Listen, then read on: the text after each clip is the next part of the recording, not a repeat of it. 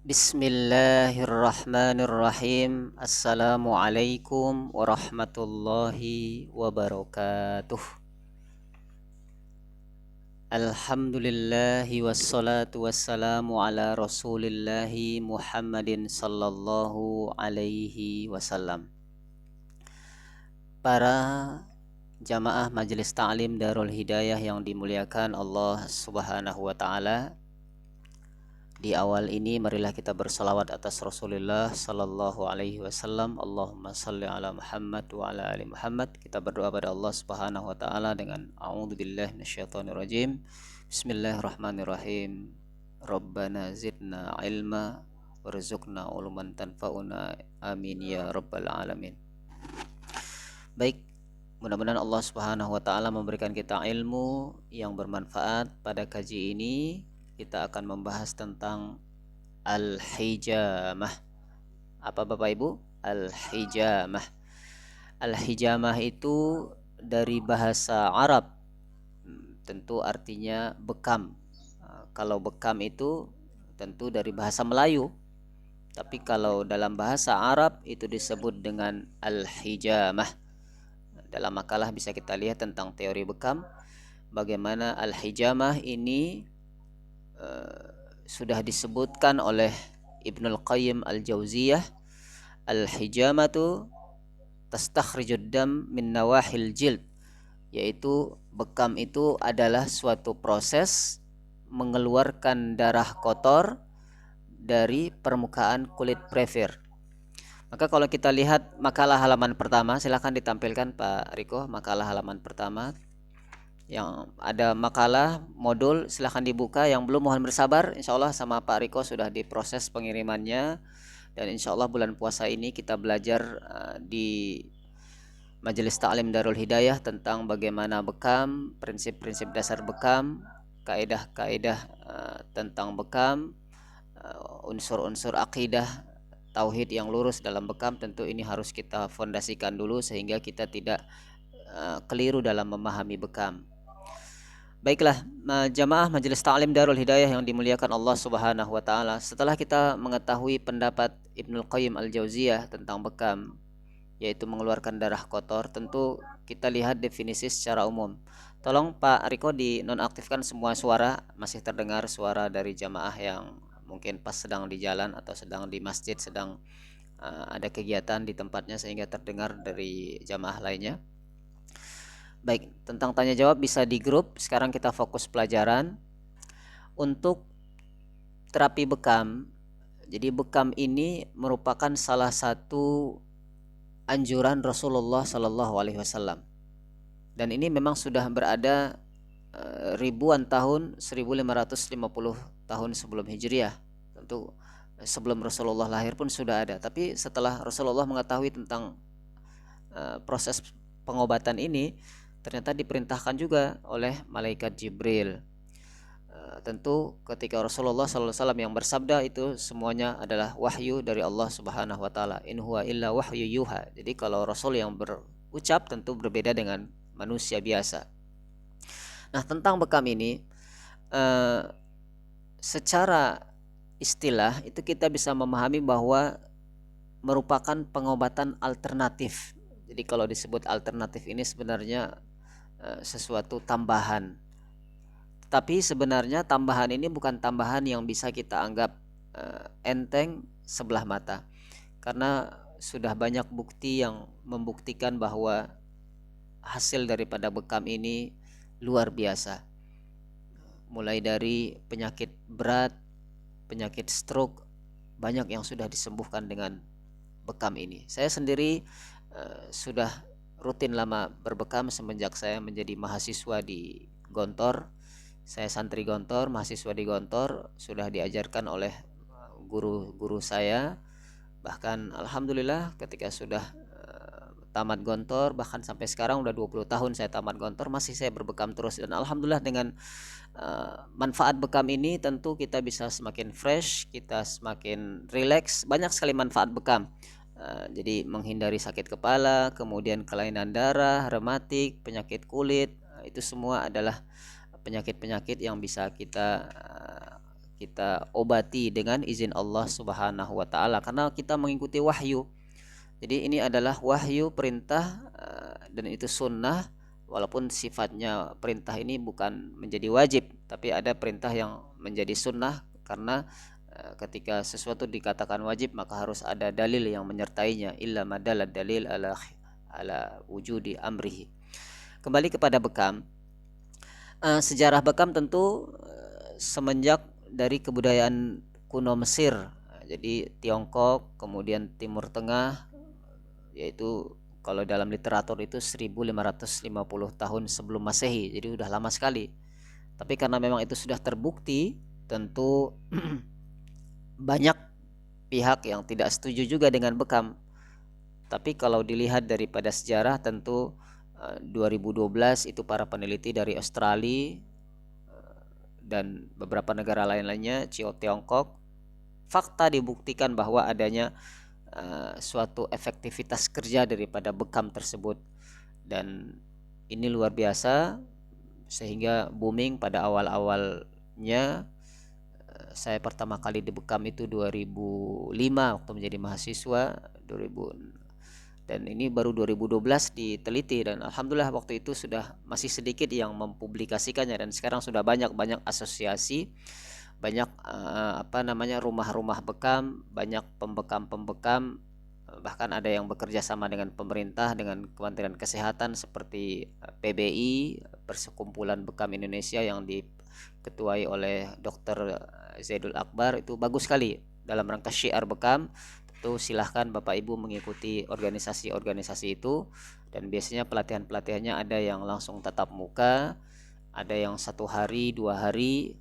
Kita di Darul Hidayah ini 1 bulan, tentu pelan-pelan.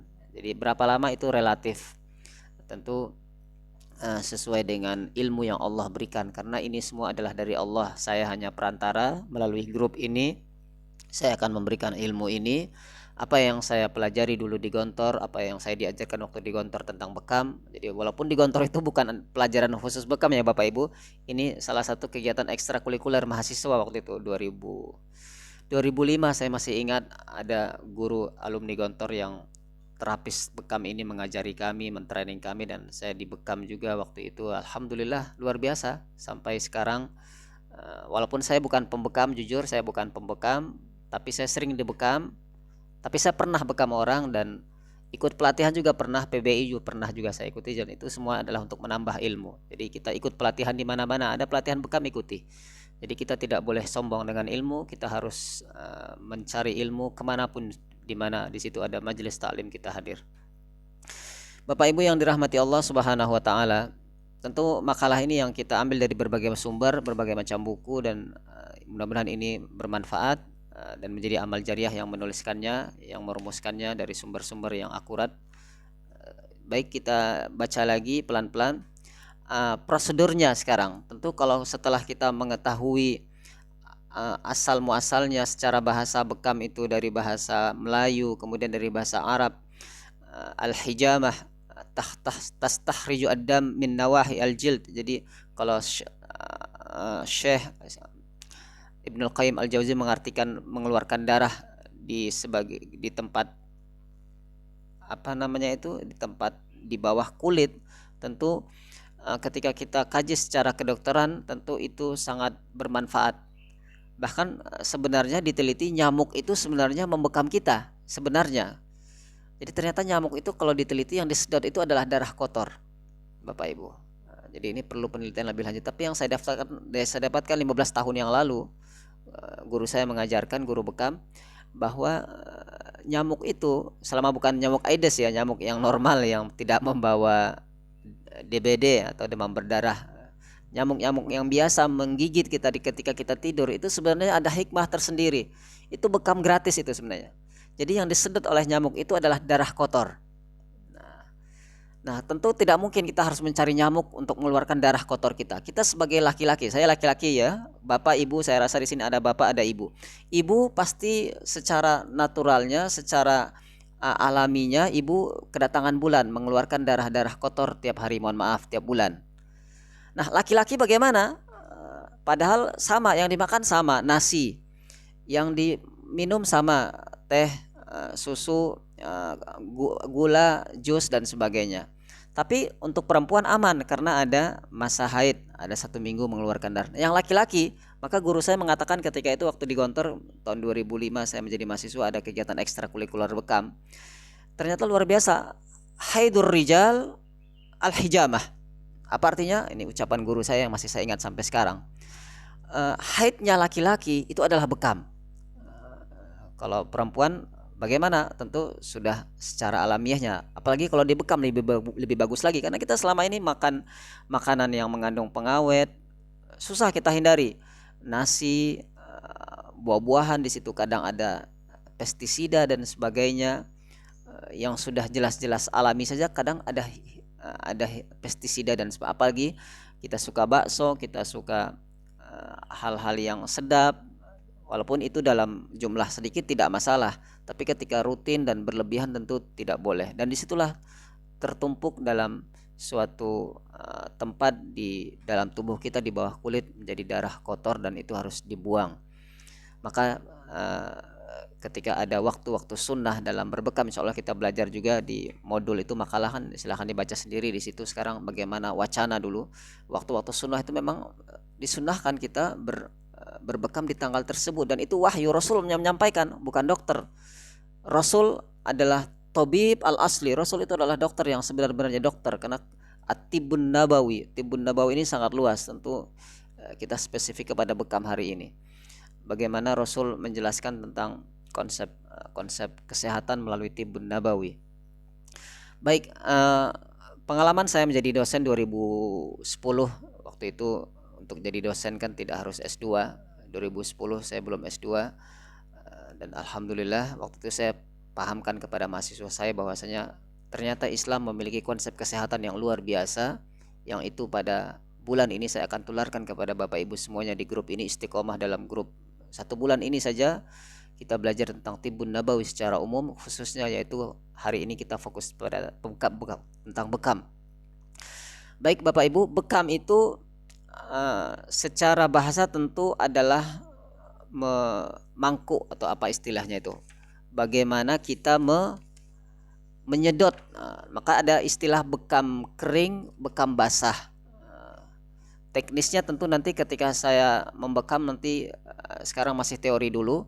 Ketika untuk praktek langsung memang harus ketemu langsung. Tapi kalau untuk zaman yang sekarang kita sudah canggih, tentu nanti bisa ada video-video yang itu tutorial, dan ketika paham tentu ada syarat-syarat tertentu, tentu akidahnya, capability-nya, skillnya, itu tentu harus kita kuasai dulu. Jadi jangan pernah membekam sebelum tahu ilmunya. Nah, itu saja rumusnya. Jangan pernah membekam sebelum tahu ilmunya.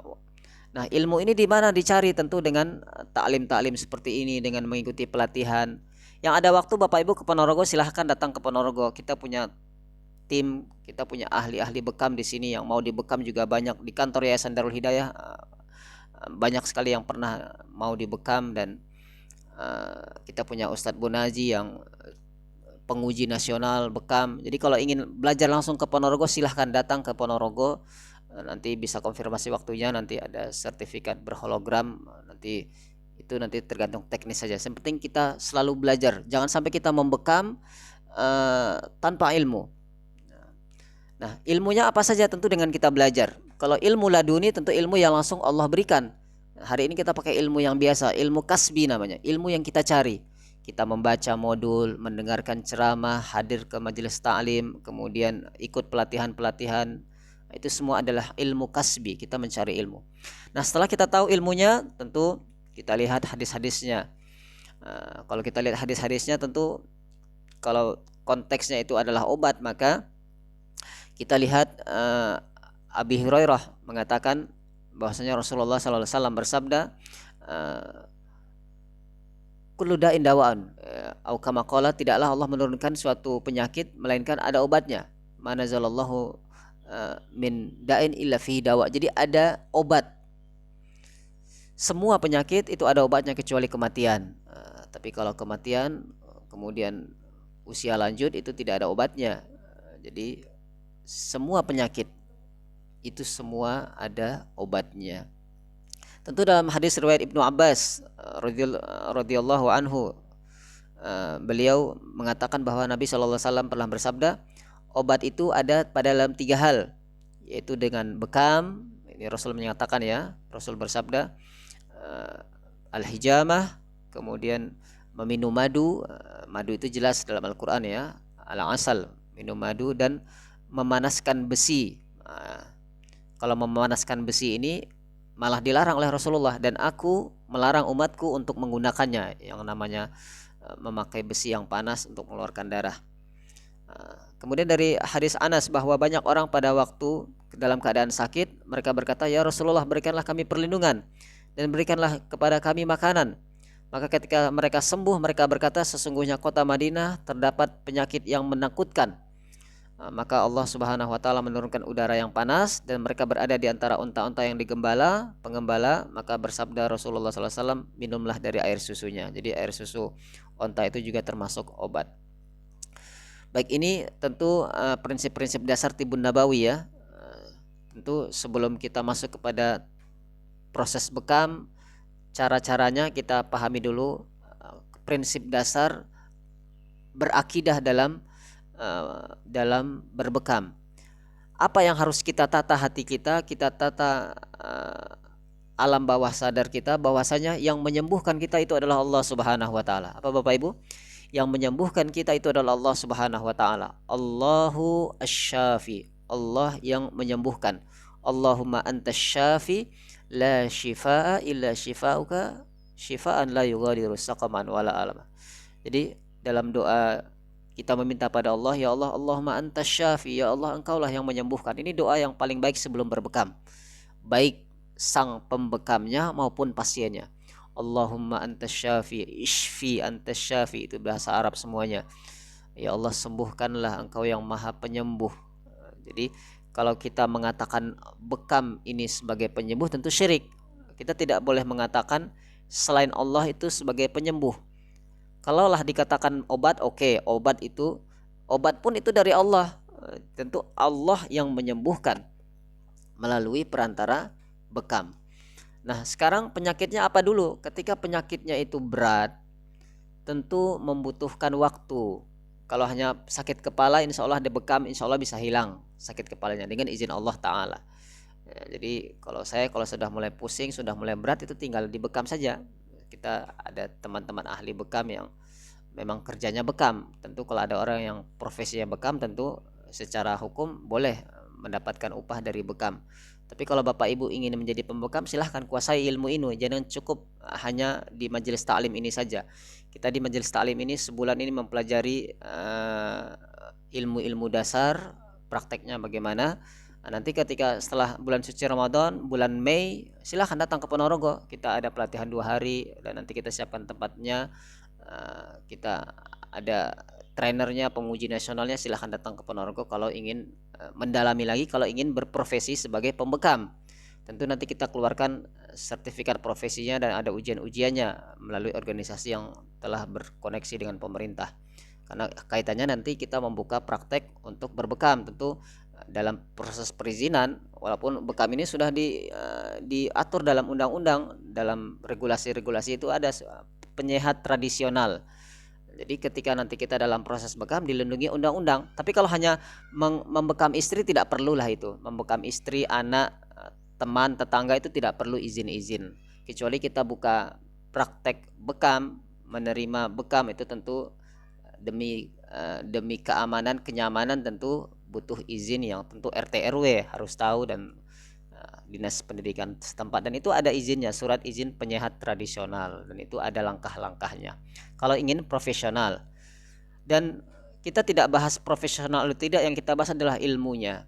Bagaimana selama 1 bulan ini ke depan kita baca pelan-pelan modulnya. Nanti apa yang tidak bisa dipahami langsung tanya saya.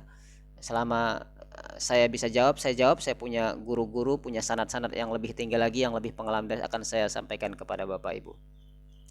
Baik, apa saja kesalahan-kesalahan dalam berbekam? Tentu dalam berbekam tidak asal bekam. Jadi kita harus melihat apa saja yang dilarang. Tentu ibu hamil itu perlu saya jelaskan, tidak boleh dibekam. Jadi jangan sampai karena semangatnya sedang hamil juga dibekam, tidak boleh. Yang kedua, anak-anak di bawah umur 4 tahun. Jadi kalau umur 4 tahun itu sudah boleh, tapi kalau masih 3,5 tahun itu lebih baik tidak, karena itu akan menambah beban tersendiri bagi anak tersebut. Wanita yang sedang menstruasi, yang sedang datang bulan, nanti double datang bulannya, karena datang bulan itu kan menstruasi, membuang darah kotor, ditambah lagi bekam, tentu nanti double. Jadi untuk wanita lebih baik ketika sedang bersuci. Kemudian orang yang sedang mengonsumsi obat pengencer darah. Jadi ada obat-obat tertentu yang obat itu sifatnya untuk mengencerkan darah. Kemudian riwayat masalah kulit, penyakit kulit, tentu eksim, epilepsi itu juga termasuk hal-hal yang perlu dihindari ketika berbekam, tidak perlu kita bekam.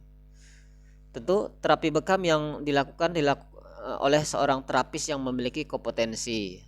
Kalau berbicara tentang kompetensi berarti pengalaman jam terbangnya. Jadi harus jam terbangnya itu yang ya paling enggak sudah pernah bekam orang. Walaupun tidak susah mengenal titik-titiknya, dalam makalah itu ada semuanya. Mana yang harus dibekam, titik-titik al-akhdain. Nah, jadi titik-titik ini mudah kok. Tinggal lihat gambarnya, kemudian tinggal dipraktekkan. Nanti alatnya insya Allah yang ingin memesan kepada kami itu ada yang besar, kecil, ada yang sedang, nanti tinggal WA saja di grup. Itu bagi yang mau saja, yang penting kita tahu caranya. Jadi ada yang isi 6, jadi berupa mangkok. Jadi bekam itu prakteknya nanti memakai mangkok. Mangkok ini itu yang modern. Kalau yang zaman dulu kan memakai tanduk, memakai besi dan memakai kaca dan sebagainya. Tapi untuk yang modern kita pakai alat yang sudah diteliti ternyata bisa mengakibatkan proses tertariknya kulit, dan dari situ pembuluh darah itu akan melebar, dan ketika dikeluarkan darahnya maka yang keluar itu adalah darah kotor. Itu ada alat cupnya itu. Nah, tentu nanti di pertengahan bulan suci Ramadan kita sudah mulai kepada tahap praktek. Sekarang kita masih pelan-pelan teori dulu. Apa saja teori yang selanjutnya yang kita bahas? Tentu kita masih bulan puasa ini, tentu ulama berbeda pendapat ya. Sebaiknya orang yang berbekam dan yang tidak berbekam itu tidak puasa. Maka setelah sholat tarawih silahkan, yang ingin berbekam setelah sholat tarawih maka itu juga dianjurkan, karena banyak sekali hadis-hadis Rasulullah SAW yang menyatakan batalnya puasa ketika berbekam. Walaupun kalau mau kita ambil kesimpulan pendapat ulama yang begitu banyak, tentu kalau saya pribadi melihat ini adalah jatuh kepada hukum makruh. Jadi ada hadis yang membolehkan, ada hadis yang melarang. Maka dalam kaidah fikih kita mengambil sebuah istinbatul hukum, yaitu dengan masuk kepada kategori makruh.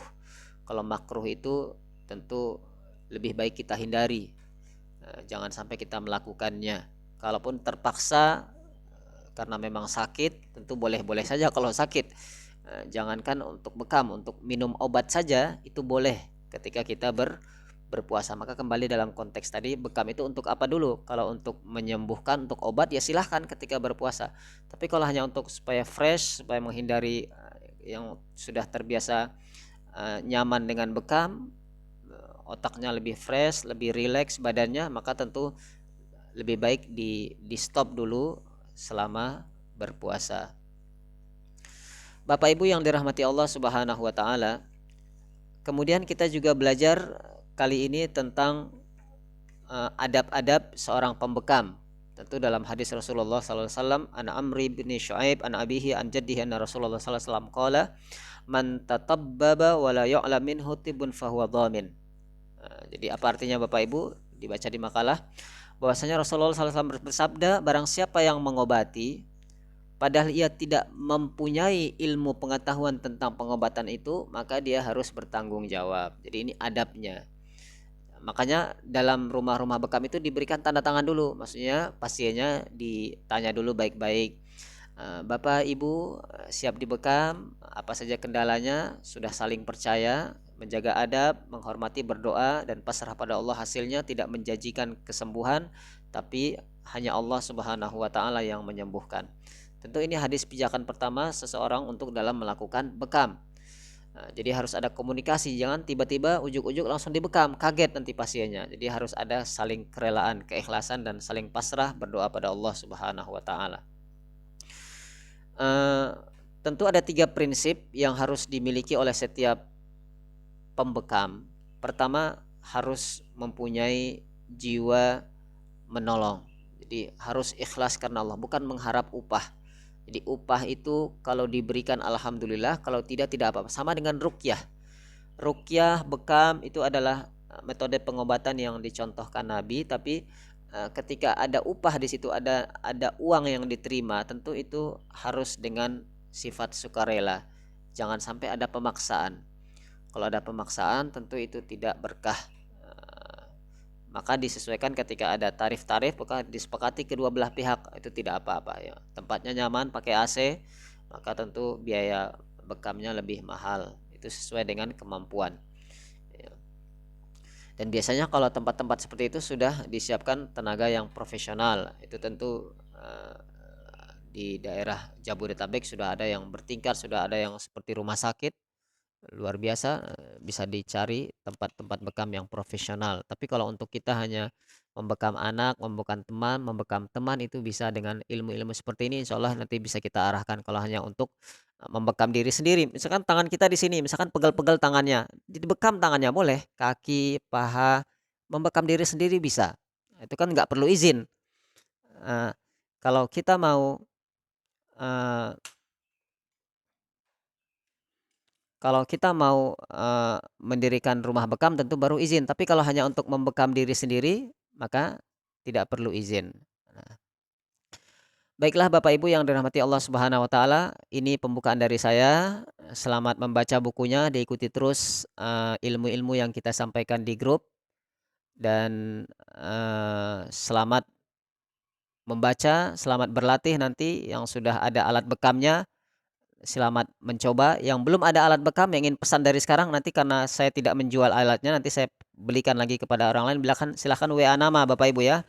WA nama ingin beli alat bekam. Nanti dikirim di grup, nanti biar kita tanyakan berapa harganya dengan niat untuk bisa mempraktekannya. Tapi kalau sudah ada, alhamdulillah, melalui modul ini kita sudah bisa memahami langsung secara umum, dan insya Allah bisa kita praktekkan nanti di pertengahan bulan suci Ramadan. Kita masuk kepada halaman tentang menentukan titik bekam. Nah, tentu ada titik-titik yang harus kita pelajari nanti, mulai dari ar-ra's sampai kepada akhirnya.